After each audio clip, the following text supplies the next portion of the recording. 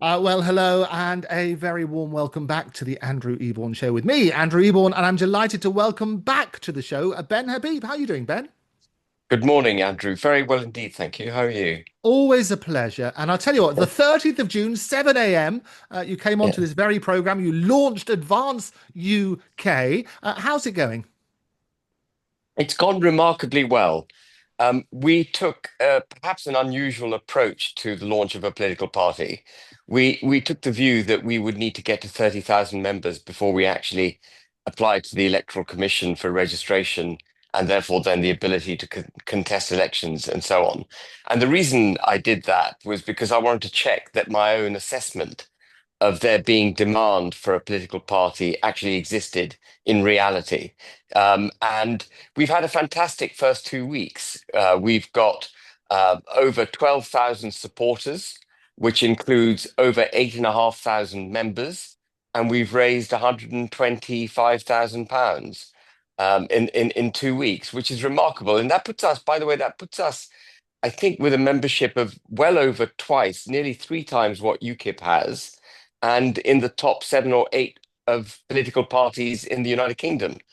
So, in 2 weeks, I think it kind of indicates that we're going to hit our 30,000 target. Oh, fantastic. Well, what I love about having you on the show is that we get a chance for you to respond to the various comments that came as a result of the interview. And I look forward to my commission as a result of all the people who signed up for Advance UK. But Yeah, let me of let me course. deal with Yeah, some of the feedback that came sure. along. You promised to save Britain, and you stated there will be no U-turns, no fancy three-word slogans, and Advance UK is gaining thousands of members because it actually stands for something. Now, some of the critics, and I think it's important that you have an opportunity to respond to this, they say that it's a generic corporate with no coherent policy. What's the one game-changing policy Advance UK offers that Reform UK can't match? And why should voters trust you and that you're not just a Farage clone? Oh, I'm certainly not a Farage clone, and I think he would agree with that.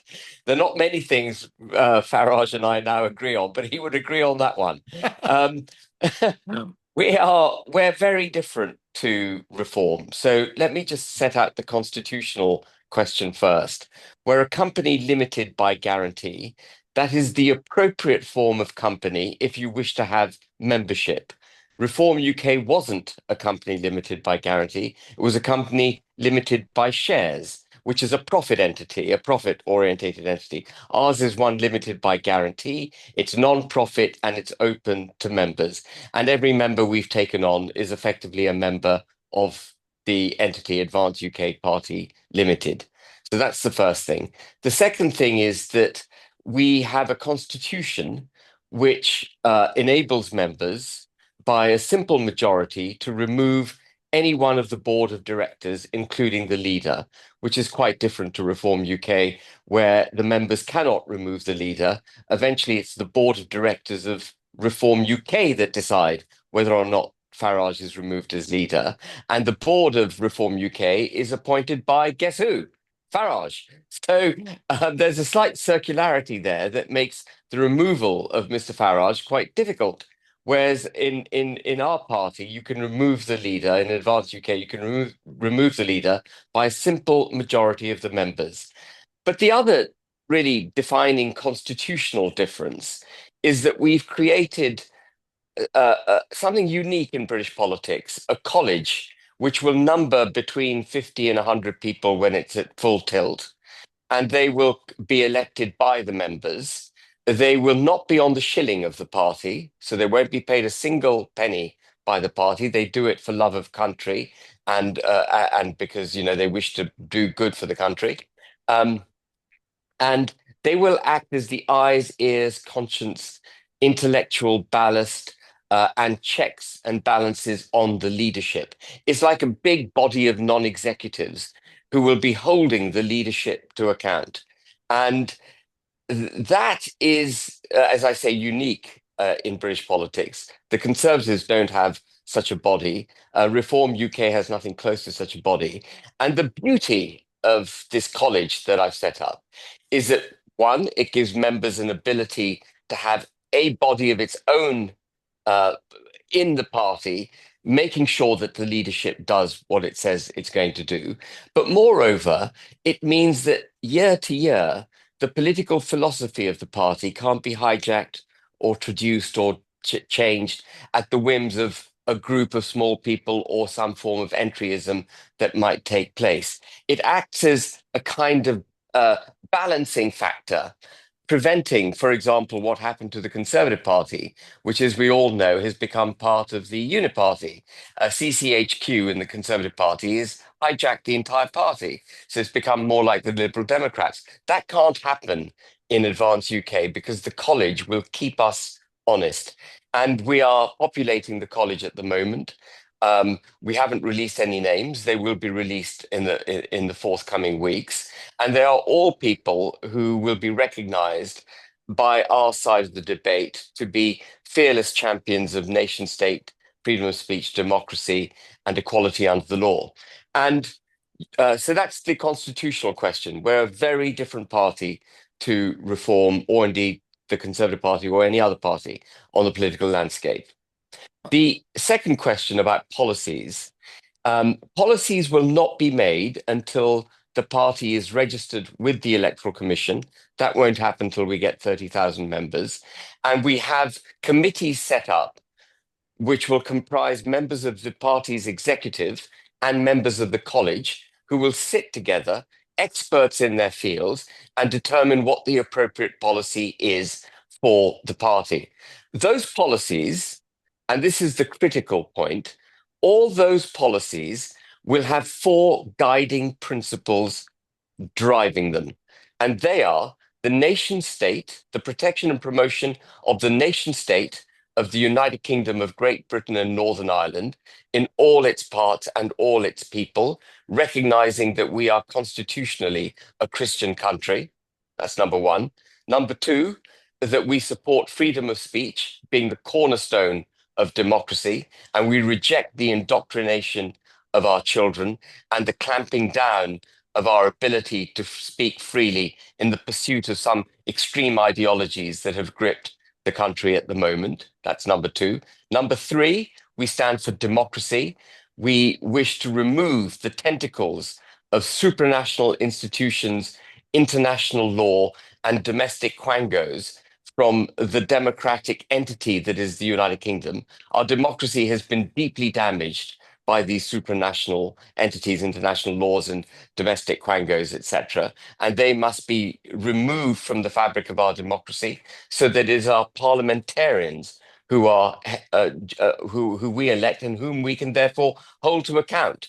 So we want to restore our democracy. Freedom of speech is obviously a key part of that. And then the fourth thing is equality under the law. And we used to be a bastion of legal correctitude. But again, in the pursuit of extreme ideologies, successive governments have effectively created a two-tier criminal justice system in the United Kingdom. And we wish to return a blindfold back to Lady Justice so that everyone in this country will be treated exactly the same way under the law, irrespective of their ethnicity, their sexual preferences, etc. And those are the four guiding principles. Now, you might say those guiding principles are bleeding obvious. What do you say in any of that, Ben, that is extraordinary? And at one level, I completely agree with you. But the really sad point to make is that there is no political party, if you examine them, that actually stands for those four principles: nation state, freedom of speech, democracy, and equality under the law. Not Reform UK, by no means. As we discussed in the last interview, Farage is on the record saying a united Ireland is inevitable. He's prepared to share a platform with the leader of Sinn Féin, an apologist for the IRA. That is not consistent with the nation state of the United Kingdom. Farage is forever cancelling people who tweeted something with which he didn't agree, or with which Hope, not Hate, didn't agree, and that is the opposite of freedom of speech. Farage doesn't believe in democracy. His own party is not democratic. He cannot be removed as leader. There are no real checks and balances on Farage. It is not a he's not a believer in democracy. And as far as equality under the law is concerned, Reform UK is all over the place. It recognizes the two-tier criminal justice system when it comes to identifying pro-Palestinian supporters who've urinated on statues, but it doesn't recognize the two-tier criminal justice system. Often it doesn't recognize it when that two-tier criminal justice system is doing ill by white people. And, we've seen that until very recently. Farage wasn't even speaking about the Southport protests and all the arrests that took place after that. I'm not sure he is speaking now. I know Richard Tice has spoken a bit about Lucy Connolly, but Farage is silent. And and also we see, and I want to stop talking about Mr. Farage, but we see him importing into his party people who hold views opposite to all those that I've just described, like Jake Bry, who's just joined them from the Conservative Party. He voted Remain. That means he's pro the supranational order. He was pro lockdowns, which means he's against our civil liberties and our democracy. He's in favor of net zero, which is one of those extreme ideologies which is so damaging the country and which must be removed. He is a senior member now of Reform. There is no hope in Reform. It has become a complete political mess. And we need a party that is serious and principled. And Advance UK offers both seriousness and principle. Okay. Now, we've spoken previously, as you know, Elon Musk, Elon's father, is a regular, another regular on the Andrew Eborn Show. Talk to me. I've seen some of the posts of Elon reposting your comments, especially after our interview. What's the current discussions with Elon, and has he offered any financial support to you? I haven't sought any financial support from Elon. I think it must be so annoying for him, being the richest man in the world, to have people knocking on his door saying, "Can I have a bob or two?" So I haven't sought any money from Elon, and nor would I. Of course, if he wishes to donate, that's a completely different thing, and we would need to examine, what that is and how he would do it, and so on. Make sure we're compliant in both the spirit and the letter of British law.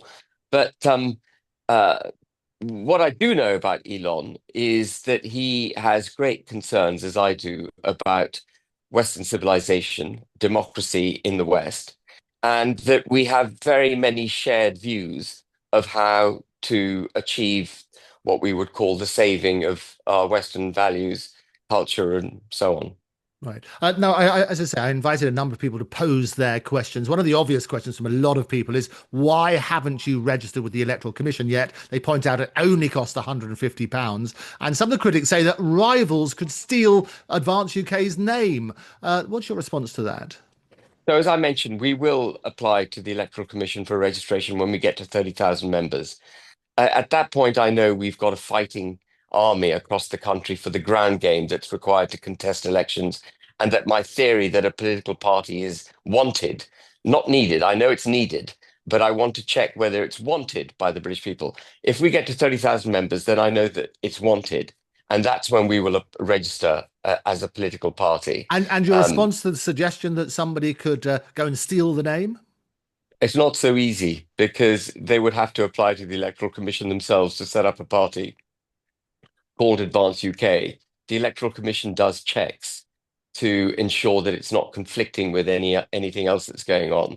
And I think even the Electoral Commission would realise there's something out there called Advance UK that is going to be applying pretty soon as a political party. Okay. One of the other criticisms, we talked about Elon and potential support from him. Somebody have said also that you haven't reached out to the American MAGA movement. Is that something you would do? I don't know how one reaches out to the MAGA movement, but we do have friends in Washington, not just me, but other members of the college, which will be revealed, do have friends in Washington, and we will, of course, be developing our relationship with Washington once we're more established as a party. But the critical thing that I'm trying to do now, Andrew, is build the college and get really good people in the college who can assure the success of Advance UK and make sure we get to 30,000 members. Of the latter, I'm completely convinced, by the way, to be where we are in 2 weeks, uh, over 12,000 supporters, over 8,500 members. That's amazing. Yeah, and it's certainly a phenomenal achievement. Another phenomenal achievement, and quite a shock, was within a nanosecond of appearing on the Andrew Eborn Show, there was the announcement about Rupert Lowe and his launch of Restore Britain. He says it's not the time for another political party. Why did you fail to recruit him as your first MP? I failed to recruit him as our leader. I didn't just fail to recruit him as our first MP. I wanted Rupert Lowe to be leader of Advance UK. It was I'd felt for a long, long time that a new party is needed, way before Rupert Lowe ignominious exit from Reform.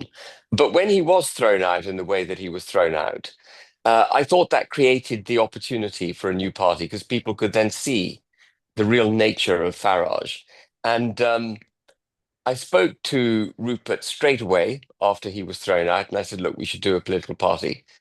To be fair to Rupert, I think probably my EQ wasn't performing very well because, as you might recall, Andrew, he was laboring under the threats of of police investigation and charges of bullying and so on. And I had assumed correctly, and I was certain at the time that I was correct, that all those charges were frivolous. And so I'd moved to the next stage in my own emotional thinking and said, "Come on, Rupert, we need to do a political party." But of course, he was stuck, I think, emotionally and intellectually fighting that battle. And he said, "Of course, yeah, we must do a political party." But it wasn't until May, when the police investigation was dropped, that I think he really thought about the implications, seriously thought about the implications of leading this party, which by now I'd got pretty well set up. And on reflection, he decided he wanted a movement rather than a party. We do disagree on that. I think a political party is what's required. I think it is what's wanted. Time will tell. But the only way to change politics is by doing it at the ballot box. And movements, as powerful as they can be, there are no shortages of movements in the United Kingdom. We've got many movements doing many different things. What we want is a political force, and Advance UK offers that opportunity. So, I mean, in a nutshell, then why did the negotiations with Rupert break down? Because I know you and I have spoken several times on this show, and you seem to be like hand in hand, the perfect dynamic duo. What was the real catalyst, and when did you discover he wasn't going to support you? No, I think the first wake up call was about the end, towards the end of May, when I spoke to him once and he said, "Look, I think we should be doing a movement, not a party, and it should be cross-party." And I can't see any benefit. I mean, we do disagree on this. I can't see any benefit in a cross-party movement. I have joined Restore Britain. I have joined his movement, and I wish him all the success, obviously, because he's fighting the same fight that I'm fighting. But I find it hard to see how he will deliver change with a movement that includes Conservatives, Labour, Liberal Democrats. What is the only movement I'm interested in is the one that you get first thing in the morning after you've had a coffee. That's the most enjoyable movement of the day, isn't it? Yes, thank you for that. Everybody put off their cornflakes. Um, well, what a lot of people, and this is something I've addressed ever since you talked about setting up the party, is about fragmenting the rights. And lots of the Yeah. people have the internet burst a blood vessel, if you like, all suggesting the same thing. I had Errol Musk on my show again yesterday and saying the same thing. It's going to fragment the vote, Ben. So I think what Errol may not be appreciating is that there's no such thing as left and right in British politics. The schism, the opposites, if you like, in British politics are those who believe in running the country through the supranational order, the liberal globalists, if you like, the Labour parties there. That includes the Conservatives, by the way. Unless and until the Conservatives rediscover their Conservative DNA, they're not what you might think of as right wing.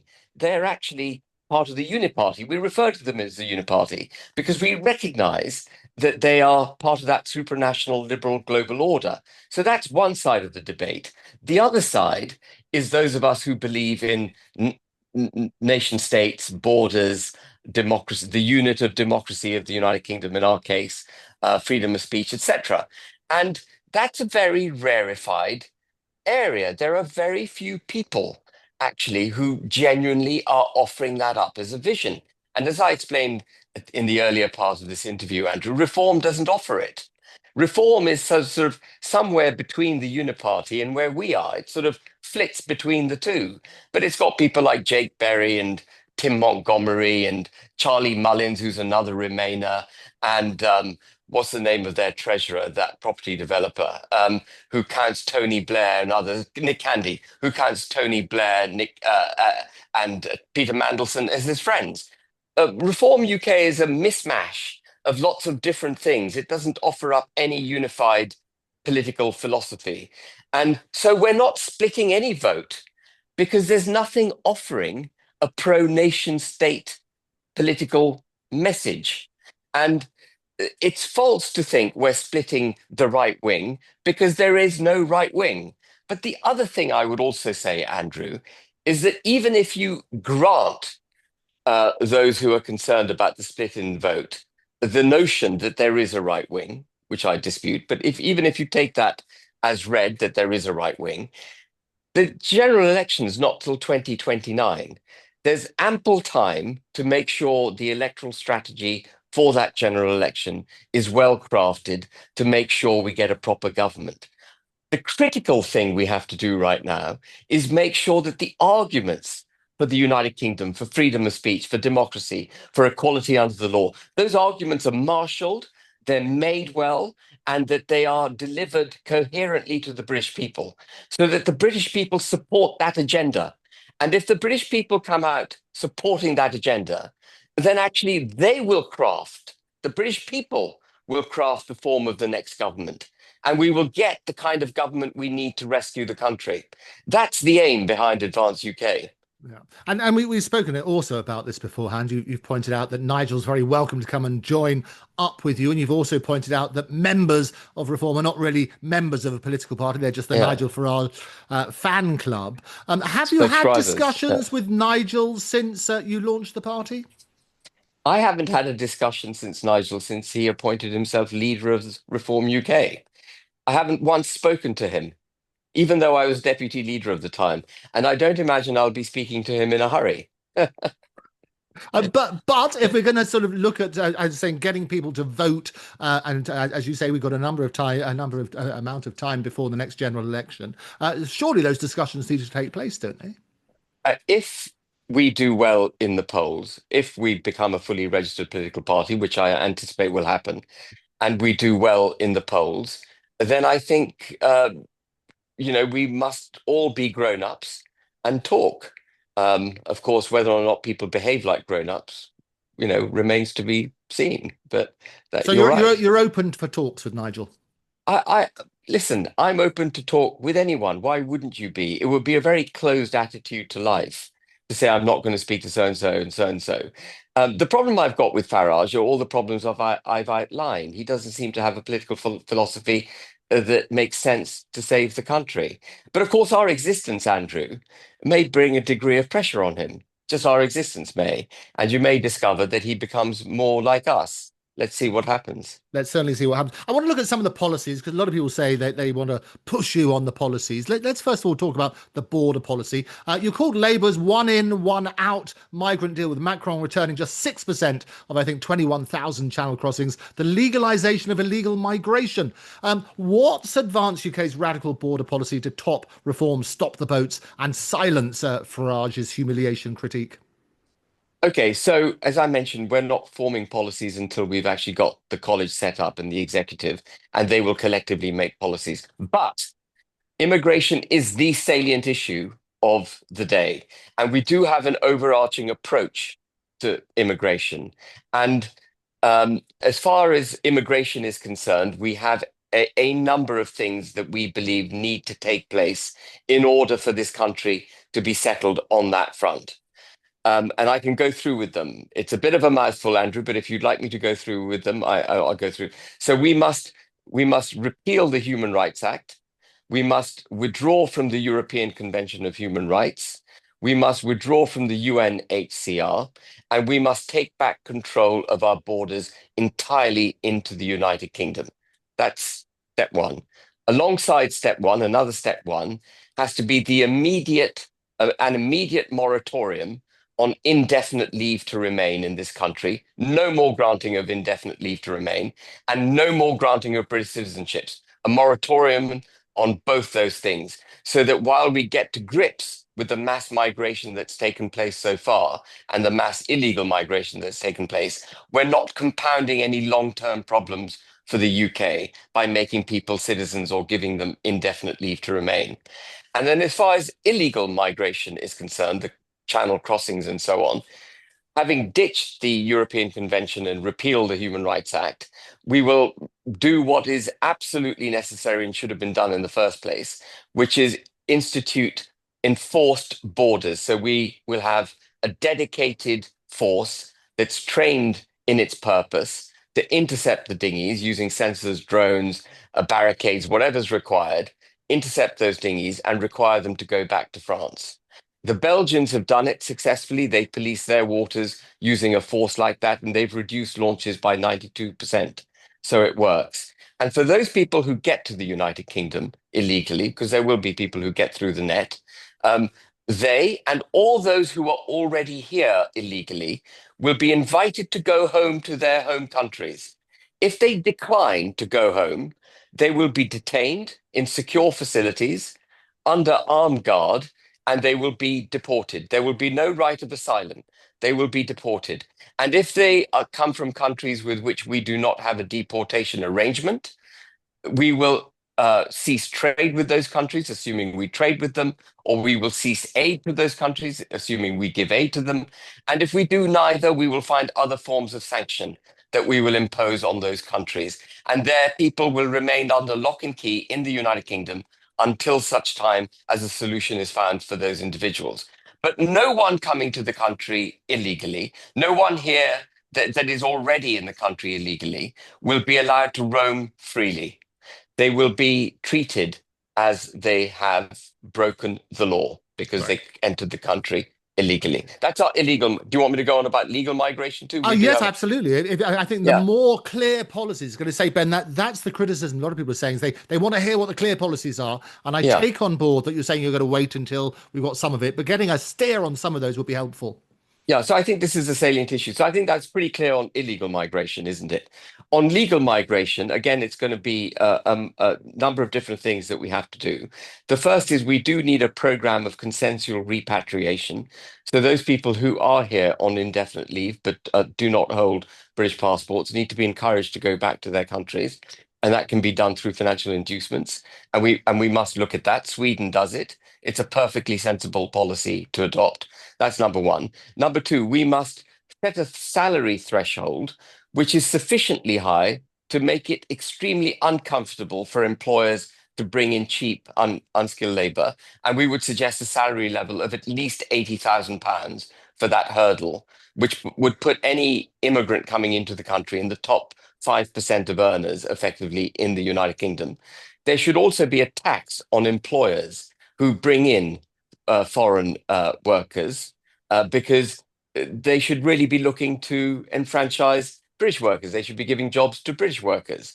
So there'd be a tax on employing foreign workers. And we would also, and this is the important bit in a sense, uh, cut welfare dramatically in the United Kingdom, which needs to be done anyway, and cut taxes on the working and middle classes, creating a proper gap between what you get on benefits and what you get in the workplace, and encouraging British workers to come back into the workforce. There are something like 3 million people not working because they've got mental health issues, and there must be very many millions, very many of them, who don't have genuine issues, just being frank about it. Of course, there will be some who do need the support, but there'll be many who don't. And they need to have that unnecessary protection removed from them. They should be encouraged very forcefully back into the workforce. And British workers need to be able to keep that which they legally earn so that they can have aspiration.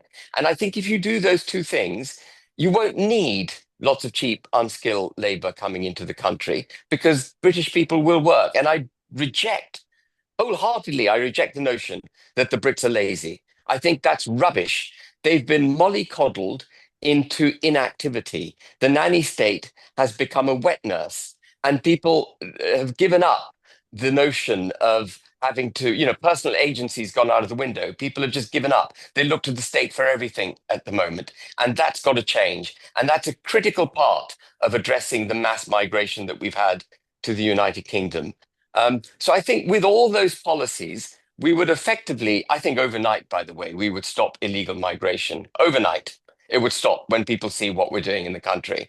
And legal migration would be dramatically reduced as employers could see what's coming down the track in terms of the hurdles required to employ foreigners. Absolutely. Oh, and by the And way, a couple of other things I forgot to mention. yes. No families can come with work visas. If you come on a work visa, you come alone. You do your work. When the visa expires, you go home. And the same applies to student visas. You come on a student visa, you do not bring your family with you. And anyone who overstays a visa becomes an illegal migrant. They get the status of an illegal migrant, so they could then be detained. Okay. So very clear on that, and other policies which are important to unpack when you get them. A lot of people have asked, I know it's a sort of generalization at the moment, about welfare reform. And obviously Labour's welfare reforms passed despite 47 MPs rebelling over benefit cuts. What Advance UK's welfare fix would tackle abuse without punishing the vulnerable, and how would that differ from reform? So reform hasn't offered up any welfare reforms. In fact, the only reform that reform is offered is removing the cap on the two-child benefit, which is absolutely absurd because that is more dependency. And the other thing that reform has done, which is really odd, is to say that they would welcome back non-doms for a flat payment of £250,000 per head in order to get that status. And they would distribute that money to the working class. I mean, there can be no clearer redistribution of wealth attitude than that. You were precisely the opposite of what a party such as Reform should be doing. So Reform, again, hasn't got joined up thinking here. But our approach, there are 7.7 million people on universal credit. As I mentioned, 3 million of them are claiming mental health issues. About 1.5 million are out of work and looking for a job. And the rest of them are people who are actually working to some extent, but are having to claim universal credit because they can't make ends meet. Now,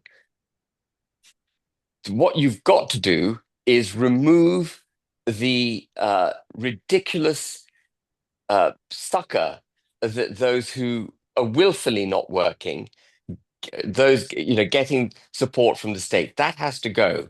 And you've got to be quite unsympathetic in the way that you do it. And this doesn't mean that I'm a hard individual or that the government's hard, but there's got to be some tough love because people left to their own devices will not voluntarily work if they can get nearly as much money watching Netflix. And there may be errors made in the government policy, and it's possible that some people who deserve the protective blanket of the state suffer. And it's a tragedy when that happens. But what we've got to make sure is that of the 3 million who aren't even looking for a job, that we weed out every single one of them who should be back in the workplace. And there are a number of things you can do in order at least to get to that first stage. And for example, you can say that that form of welfare only exists for a year. And then after a year, you're required to be on your own. You can institute very high hurdles in terms of medical reports and so on that are required to be submitted in order to justify that you're incapable of working, and so on. And what we've got is a government that isn't prepared to do it because its voter base that include that 7.7 million people. And so they want to feed them and they want to feed the bad habit. When I say feed them, I mean they want to feed the bad habit is what I mean. And so the Labour government couldn't even cut 5 billion from the welfare bill. The welfare bill, Andrew, is over 300 billion a year. It couldn't cut 1.6% of that bill. They ended up with a bill, I believe, that's actually bigger as a result of their reforms. So we've got to be absolutely robust on cutting back welfare. The country can't afford it. It's deeply damaging to the employment market, and it is what is encouraging mass immigration. if you cut back welfare dramatically, benefits and so on, you will automatically correct the UK economy and you will automatically address some of the awful consequences, such as mass immigration. Right. Finally, for today, Ben, and I say lots of people have been sending their comments, and hopefully we'll get you back on a regular basis to deal with those comments. Tommy Robinson, he's a figure that you have said he would be welcome to join your party.